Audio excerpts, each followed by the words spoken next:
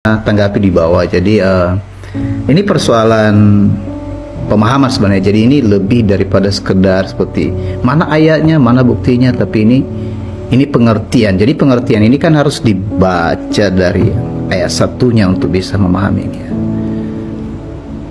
Jadi Pauli dan teman-teman coba lihat ini ya. Demikianlah sekarang tidak ada penghukuman bagi mereka yang ada di dalam Kristus Yesus. Jadi penghukuman tidak ada bagi mereka yang ada di dalam Kristus Yesus. Kita mulai dari sana dulu ya teman-teman. Jadi Pauli, yang ada di dalam Kristus artinya di luar Kristus pasti ada penghukuman. Nah, makanya sebenarnya yang kita mau kejar ini kan bagaimana cara supaya saya ada di dalam Dia, di dalam Kristus. Nah, berarti di sana ada perlindungan, ada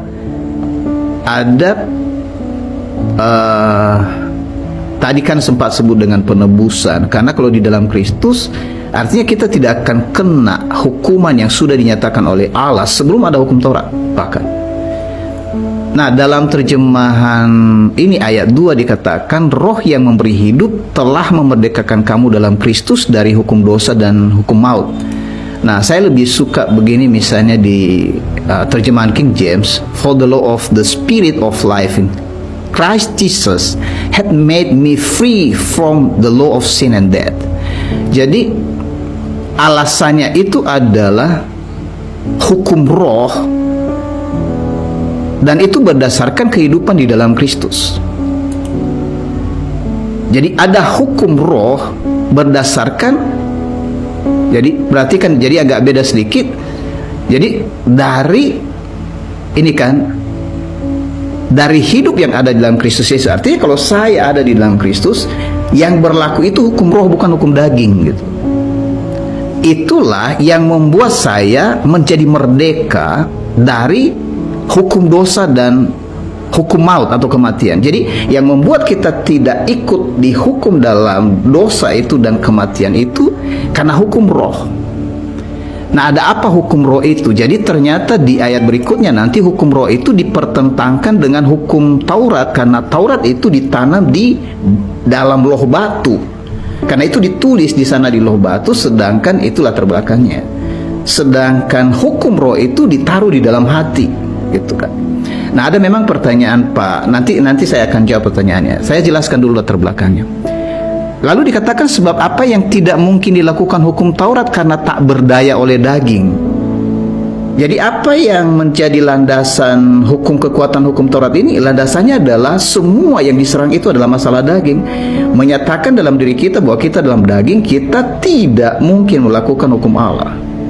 Jadi kita malah dinyatakan betul-betul kita gagal melakukan hukum Allah karena hukum Taurat memberitahukan semua standar-standar itu. Jangan membunuh, jangan berzina, jangan mencuri, dan seterusnya. Dan wah, itu seperti yang dikatakan oleh Yesus, jangankan dulu berzina, di dalam pemikiran aja berpikir tentang melihat, memandang perempuan karena keinginan, itu sudah dihitung oleh Allah di dalam hukum roh itu.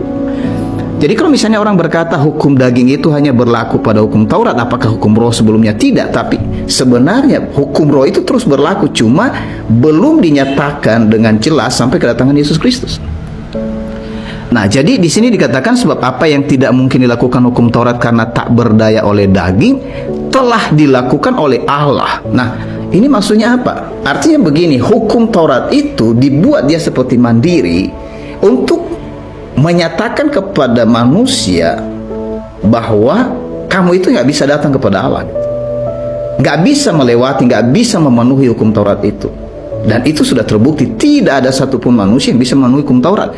Manusia bisa diselamatkan dalam perjanjian lama bukan karena hukum Taurat, melainkan karena hukum iman. Itu. Jadi di sini dikatakan bahwa apa yang dibuat oleh Allah yang baru, yang bukan lagi menurut hukum Taurat.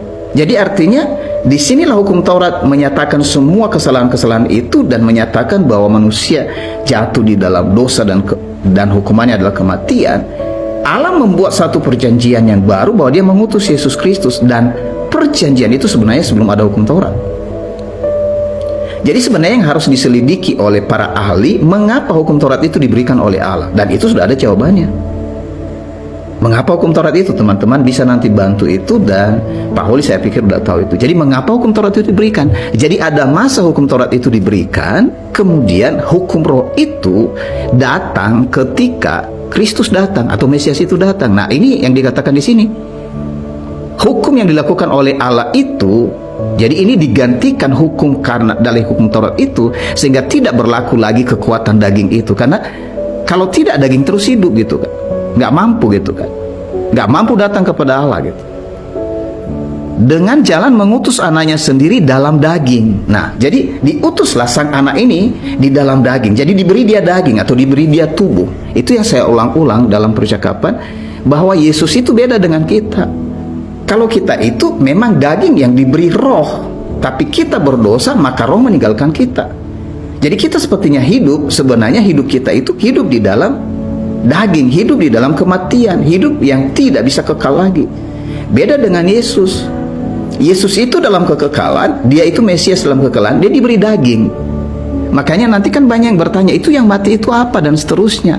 Terlalu banyak dipikirkan, tapi tidak melihat secara sederhana cara kerja Allah. Jadi Allah mengutus anaknya sendiri ke dalam daging.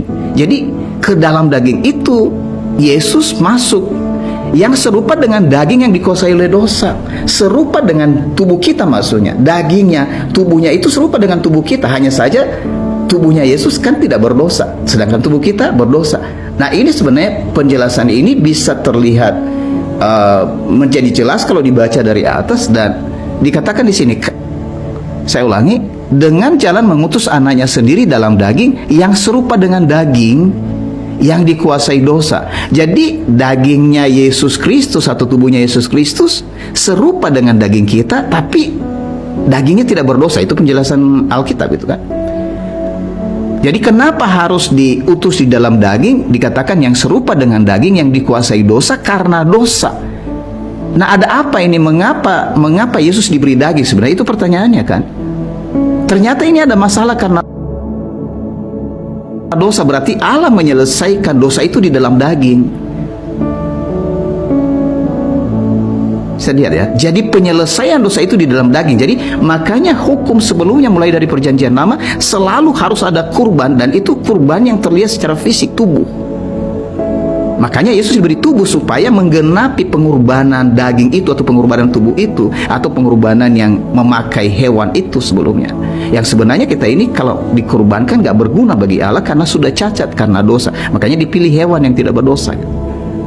Nah, sekali lagi Yesus diberi daging atau tubuh alasannya karena dosa. Dan Allah menyatakan begini, Ia telah menjatuhkan hukum atas dosa di dalam daging. Jadi hukum atas dosa, jadi dosa itu dihukum. Makanya kita tidak dihukum, dosanya yang dihukum, dosa kita dihukum itu di dalam daging Kristus. Makanya dia menderita. Alasannya apa? Ayat 4. Supaya tuntutan hukum Taurat digenapi dalam kita. Apa tuh tuntutan hukum Taurat dalam kita? Dikatakan begini, yang tidak hidup menurut daging tetapi menurut roh.